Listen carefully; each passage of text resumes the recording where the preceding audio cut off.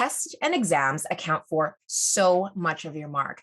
It's really intimidating when you have a final exam approaching and you honestly just don't even know where to start with studying. I know I'm always giving you study tips that you can use throughout the entire semester, but what happens when you have an exam that's just a couple weeks away and you need a study plan now? You can't rewind to the first day of class and try and figure out what you were supposed to be doing this whole time. You need to study right now. So I am going to show you how to make a plan, a study plan specifically for the time leading up to exams. Now, this can be used as a standalone if you did not study all semester, but you can also use this strategy if you have been studying regularly throughout the entire semester.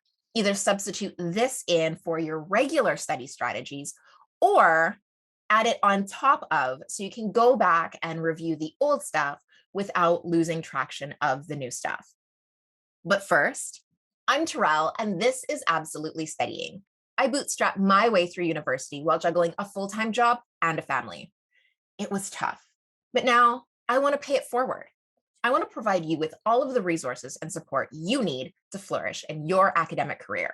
If you are looking how to create a study plan to ace your exam step by step, this is the video for you. I'm going to break it down. We're going to go through the entire process, not only what to do, but how to do it. And if you need help with your study skills, I did just launch my study skills digital course. I will put a link in the description below and you can check that out. There's a free module up, so there is no pressure at all.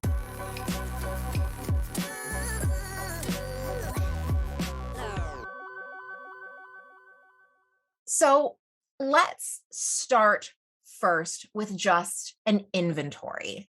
It's really, really intimidating to have to start studying. And so I'm not going to have you start studying as your first step. Instead, I'm going to have you take a step back and we're just going to take an inventory of everything that you actually need to study. So very first thing is head back to your syllabus or the instructor's directions or anything like that and check and see what it is that is going to be on the exam. Now, they'll usually tell you what chapters, what units, what modules. They will tell you some kind of rough outline of what's going to be on the exam. If not, it's probably everything. So for a final exam, it's going to be very, very common that everything is going to be on it, unless you are in one of those classes that only do exams on a third or half of the material at a time. They will tell you if everything is included or if there's only a handful of chapters. If you cannot find this information, read your syllabus again. And if you've read your syllabus again and you still cannot find the answer of what's going to be on the exam, then just ask the professor. If the information is on your syllabus and you put up your hand in class and you ask the professor, and it's on the syllabus, you might have one of those professors that say it's on the syllabus. You can check out my syllabus video for more on that, but chances are it's on the syllabus. If it's not, just ask the professor. The reason I say check the syllabus is because the syllabus will give you solid, concrete numbers, chapters, material, a description that is basically binding. That's what the professor said was going to be on the exam, so that's what will be on the exam. If you say in class, he might just say chapters 1 through 7. But if you go on the syllabus, there's going to be more than a 3-word answer. There's probably going to be a list. There's going to be a little bit more information. It might even say how it's going to be broken up.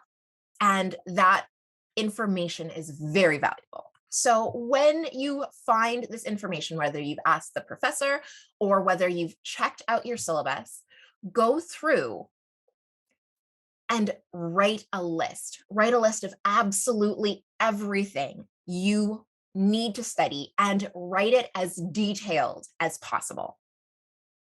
So, for example, if you have chapters 1 through 7, That's great that you write chapters 1 through 7 down on your list, but it's even better if you actually write chapter 1 and then each subchapter in that chapter so that you have a very, very thorough list that you can break down and you can go through and you can study with. So the best part about that is now you have a really long list of a whole bunch of things that you need to study. And the great thing, the best part about that is that you can start studying them in any order you want. So if you don't want to study one topic one day, sometimes you can get a little bit more motivated to study a different topic that you enjoy. So you can mix and match everything that you want to study when you want to study and how you want to study it, but more on that in just a minute. So get the parameters of the list or of the test and then write out your list. The next thing is to sit back and really set some realistic goals. What is your outcome? What outcome do you want when you write this test? Do you want to ace this test? Is that realistic? Or do you just want to do your best? There's no wrong answer here, but the goal you make is really going to impact how much you need to study and how much effort you're going to put in. Don't set a goal that is unobtainable. If you are really, really behind in the material, but you want to get an A, understand that it's possible, but you're going to be doing nothing but studying for the next couple of weeks. If you have put this off and now it's 3 days to the exam and you haven't read the last 6 chapters and you have no idea what's going on, it's probably not realistic that you want to ace the exam. You probably want to do something more like just doing your best. I'm not saying this to shame anybody. I'm not saying this to discourage you from trying for that A. What I'm saying is that you have to set realistic goals, not only because it is easier to achieve those goals, but it's going to be a big hit to your motivation, to your self-perception, to your self-confidence, if you are going in there with 2 hands tied behind your back and you want to get that A and you fall incredibly short because you didn't put in the work or you were too far behind. And then now you believe you can't do it. But the truth is you can. And I want to set you up for success. And part of succeeding is setting realistic goals. So set those goals. Do you want to do your best? Do you want to get an A? Do you want to get a B? Do you want to do the math on the other exams that you have done or the other tests or the marks that you've handed in so far and see what you need in order to get a certain mark in the class period? Because if you've been handing in great work up until now and you want to get a B in the class, you might not need as high of a mark on the final exam as you think you need. And that can be really, really helpful because it takes a lot of the pressure off. So sit down, decide what your goal is, and then that will help us to set up a plan in order to achieve that goal. The next caveat of that is that I would discourage setting goals that are time-based. Like I want to finish the exam in I want to finish this 3-hour exam in under an hour. That is not going to be a goal that works to any kind of end.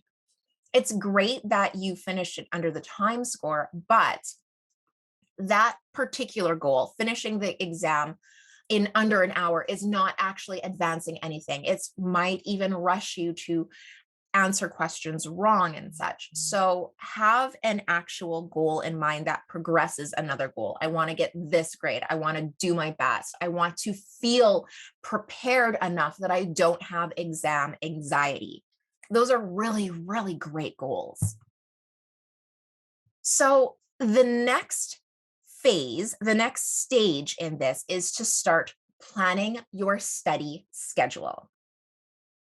So, with your study schedule, you have to first consider how much you need to study and then how much time you have to study it. So, how long is that list? And once you know how long that list is, how long do you have? Do you have 3 weeks? Do you have 4 weeks? Do you have 2 weeks? I always suggest having 3 to 4 weeks to study for a big exam, but sometimes that's not what you have, and you have a smaller amount of time. So, really sit down and look at each of the study activities that you're going to have to do and how many activities you want to do for each topic. So, say you have 25 topics that you need to study, and you want to study them in 5 different ways each. Now, that is 125 individual activities that you're going to need to do. When you set a time to each of them, say you set uh, 30 minutes to each of those activities, that's still about, that's still about 60 or so hours that you're going to have to spend studying, right? Like that's a lot of time. So now you have to fit that 60 hours into those 2 weeks on top of everything else you want to do. So that's a lot of stuff that's a lot of that you have to take into account. One amazing resource that you can use is my my semester study planner. You can use this for exam prep. And here you can see I have this great big page. You can print this off. There is a second one if you want to tailor it to yourself. But I have a whole bunch of different study activities up at the top. So when you are actually preparing your list, you list your topics here. So each individual topic that you want to study, put it here. So chapter 1, and then each of the subtopics, chapter 2, and each of the subtopics, as specific as possible. And then as you go through, you can decide, I want to do 5 or 6 or 10, depending on how many topics you have versus how much time you have. And you can choose one of these different study activities, or like I said, down here, we have a blank one if you want to put your own activities in here. And as you go through, you can track and just blank in each of these squares, color them in and block them off so that you have a habit tracker that shows every single study activity that you did in order to get this done. So you can see here, if you had, study mitosis, for example, then you can do reviewing notes. You can do flashcards and just fill it out. So that way you can study in any order that you want to, because you're studying how you're tracking them, or you're tracking how you study them. And you can also choose how you study by choosing which activity you want to do, so that you can do the activity you want and study on the topic you want. And that way it opens it up a little bit so that you're not doing things that you don't want to do. So that is, I will link this study planner down in the description as well. It is completely free. And then you can have this for your entire university journey, or your college or post-secondary journey. So if you know how many topics you have and you know how much time you want to spend with each of them, that way you can really easily just do the math, find out how much time in total you need to study, and then plot that out on your study sessions.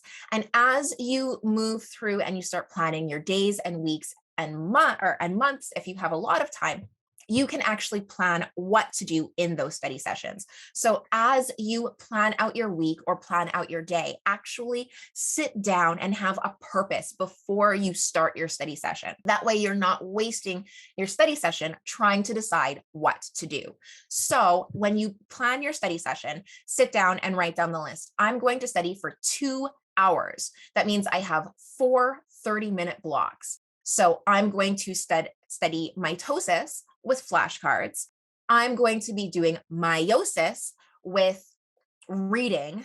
I'm going to study chromosomes by doing a different activity. And so now you can have 4 different activities, 4 different topics, and really actually change up what you're studying, use different methods, and have a really fun, interactive, and active study session. Another great thing now that I'm in Canada and things are finally starting to open up, you can start by studying in different locations again, which is so helpful because it gives you so many more mental associations. So if you are able to and comfortable to go to the library or go to a cafe now, try that. If you are still in an area that is not quite opened up yet, you can also just study in a variety of locations at home. That could be studying at different spots at your dinner table or studying in different rooms. Anything that you can do to switch it up a little bit. Maybe you sit in a different direction on your bed. Anything that you can do to kind of change up the position or place that you are actually studying in is going to help you with creating more mental associations. I have a video on mental associations. You can find that on my website. I will link that below on the YouTubes. The next thing that I would suggest when you are planning your study sessions is to test yourself regularly.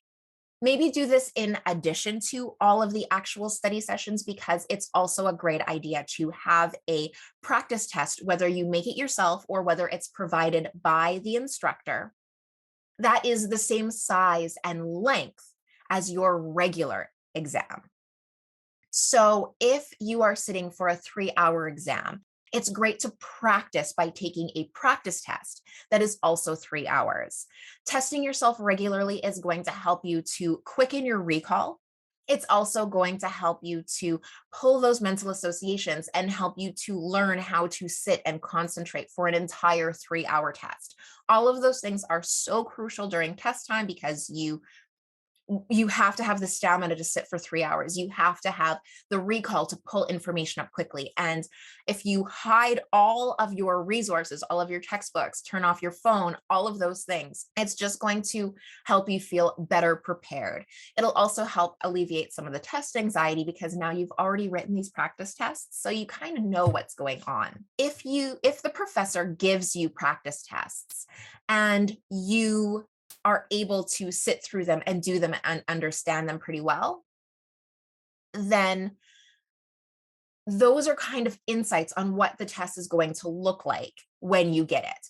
The other great thing is that some professors reuse questions. So if you're doing these practice tests over and over and over again, you might actually remember some of the questions from the practice test on your actual test when you do it in real time. The next thing is to swap those tests with friends. So if you are making your own practice test, swap it with your friends who are also doing that so that you can see different perspectives on the same information. They might find some things more important than you thought they were, or they might phrase things a little bit differently. You're not going to be writing the test. So even though it's great to make practice tests and do them on your own, it's even better when you can borrow somebody else's. If you do want to have a study session with someone else, try testing each other. So if you have each made flashcards, try testing each other on your flashcards. Again, it's great. It's a great social interaction if you want to do something socially with a classmate. Even if it's not a classmate and it's just somebody that you know and you just want to hang out and have coffee with them, give them your flashcards and have them test you. Or even better, just have them take your notes and quiz you off of your notes. That way you can add some social interaction to your study sessions and actually enjoy yourself and enjoy the company of someone else instead of just being shut off and studying and not looking forward to it for who knows how long, right up until your exams. So now we are heading into a couple of the next big points, and that is cover all of the material. With that study planner that I showed you a little while ago, it's so much easier to be able to track what you're studying and what you're forgetting to study. And it's so hard when you don't have a physical plan that you're following. It's so easy to just completely forget and not even think about what you're studying and just studying the same handful of things over and over and over again because that's your comfort zone. It's so easy to fall into your comfort zone. And then you sit down on the test and you're going through the test and you're feeling confident because you've been studying every day for the last month. And you get to an entire page full of questions about the Krebs cycle and you didn't study it one bit because you forgot it existed. So the best thing is just to make sure that you study everything, track it physically on a planner or a sheet or on the study planner that I showed you so that you can make sure that everything gets covered at least a few times. And if you are breaking up the activities, if you are doing 5 activities for each of the study units, make sure you're spreading those units out so that you don't just do 5 of one piece of your study puzzle at the beginning and then just forget about that topic until the end. Make sure you keep covering everything and staggering it throughout the weeks that you are studying. Also, testing, make sure that it covers everything. So that is also another way to catch it on the tests. So that is my how to make a study plan for your exam. I really hope that you were able to, that was helpful, that you were able to make your study or your exam, that you were really able to sit down and help you create an exam prep study plan for your study sessions. With my members, if you are in the members only stream, don't worry. We are going to go through this in even more depth. And we are going to have a separate section next month that is all about exam prep. We are just going through all exam prep all the time for the month of April. So that is a huge announcement and you are hearing it first here. So if you do need some help with your study strategies and picking up some of those essential study skills, don't forget I do have a digital course on my website. Please check it out. A link is in the description. You can pick up that free module and check it out. You can also pick up the study planner if you have a test coming up that you need to get ready for. While you're down there, like this video and subscribe to my channel. I put out a new video every week and it is always about study tips, organizational hacks, or homework help to help you through the study struggle. You can also visit my website, www.absolutelystudying.com for even more useful resources. And until next time, I hope you have an amazing adventure.